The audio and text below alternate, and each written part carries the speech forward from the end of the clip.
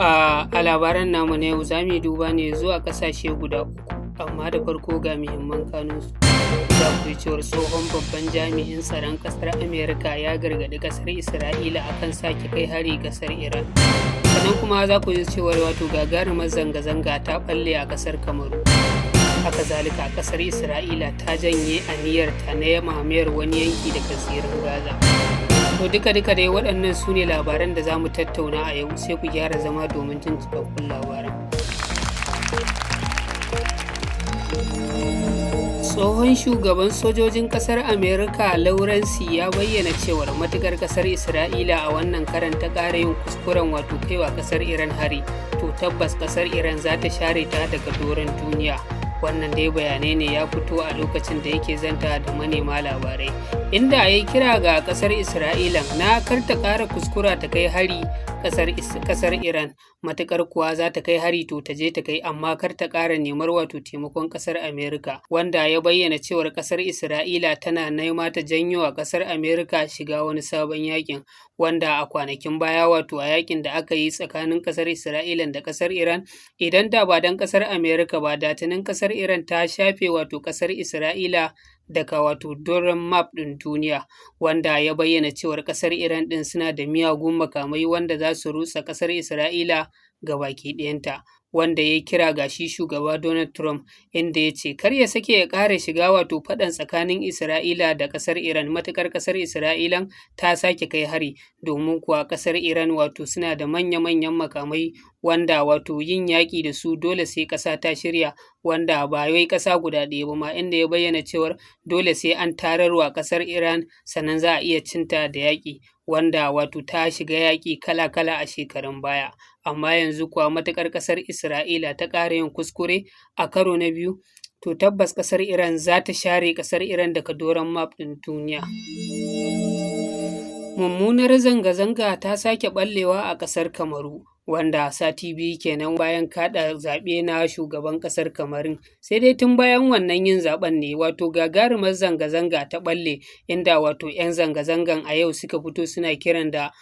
shugaban ƙasar na kai da gaggauta miƙa mulki ga wanda suka zaɓa, inda suka ce su sun zaɓi ɗan takara Isa Ciroma, don haka dole a miƙa min ragamar ƙasar tunda shi suka zaɓa. Wannan dai tun sati biyu da ya gabata ne ake zaman ɗarɗar a ƙasar Kamarun, wanda an yi gudanar da zanga-zanga kala da kala, iri da iri, wanda a yanzu kuma zanga-zangar ta canja salo, inda 'yan zanga-zangan suke ta ƙorafi suke ta farfaɗar albarkacin bakinsu, wannan zanga-zangar ta kai da ƙone-ƙone da ƙona taya a kan titi. Gabaki ɗaya dai aƙalla sassan jihohin ƙasar Kamarun ne kowace jiha ta fito tana zanga-zanga, inda suke kira ga shi shugaban ƙasar da ya gaggauta miƙa mulki ga ɗan takarar da suka zaɓa Isa Ciroma, wanda jama'ar ƙasar Kamarun suka fito suna ba za su yarda da wannan